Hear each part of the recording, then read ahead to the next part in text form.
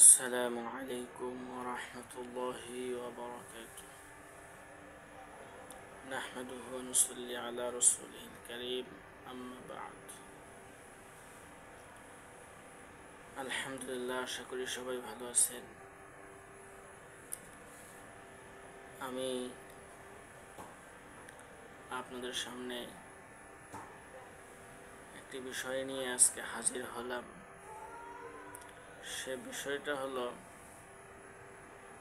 জিকির ও দোয়ার গুরুত্ব এবং ফজিলত।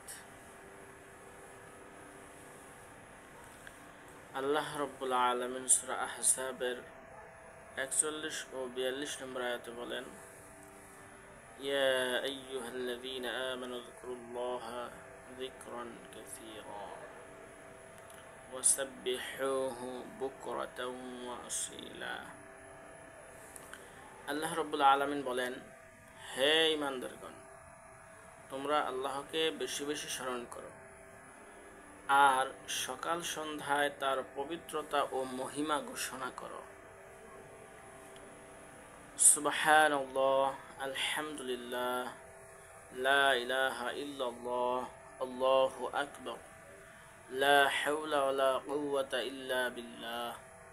কুরআন তিলাওয়াত, দুরূদ শরীফ, তাওবা, ইস্তিগফার, মাসনুন দোয়া, মুনাজাত, মুরাকাবা ও দ্বীনি মজলিস এসবই আল্লাহর জিকিরের অন্তর্ভুক্ত।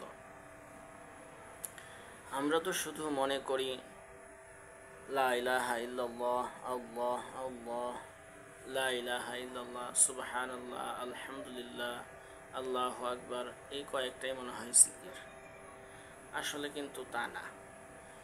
আমি জিকিরের বিষয় কয়েকটা বললাম, সেটা হলো সুবহানাল্লাহ, আলহামদুলিল্লাহ, লা ইলাহা ইল্লাল্লাহ, আল্লাহু আকবার, লা হাওলা ওয়ালা কুওয়াতা ইল্লা বিল্লাহ।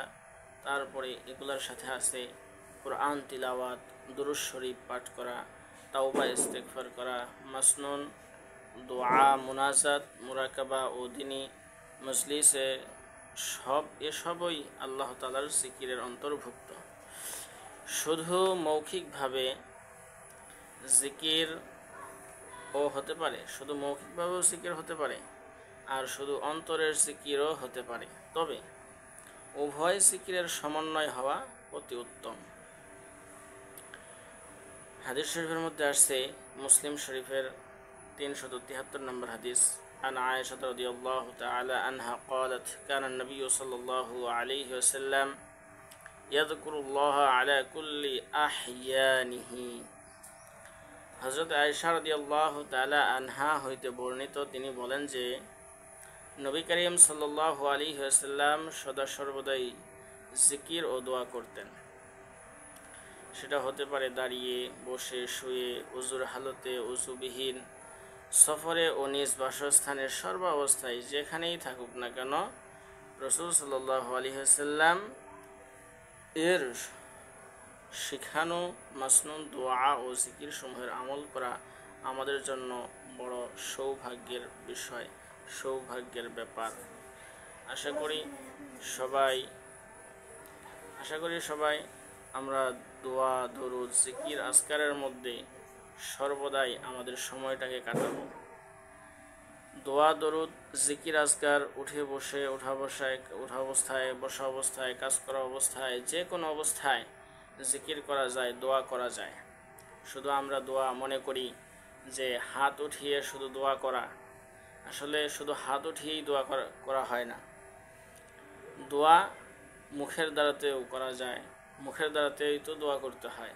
সর্ব অবস্থায় দোয়া করা যায়, কাজ করা অবস্থায় দোয়া করা যায়, চলতে ফিরতেও দোয়া করা যায়, চলতে ফিরতে জিকির করা যায়, চলতে ফিরতে এগুলা সব কিছু করা যায়। তো আমরা সকলেই সর্বদাই জিকিরের হালতে থাকব, দোয়া দরুদ পড়তে থাকব। জানি না কখন কার মৃত্যু এসে যায়। হতে পারে যে আপনার এই মুহূর্তে মৃত্যু চলে আসলো, আর আপনি এই সময়ের মধ্যে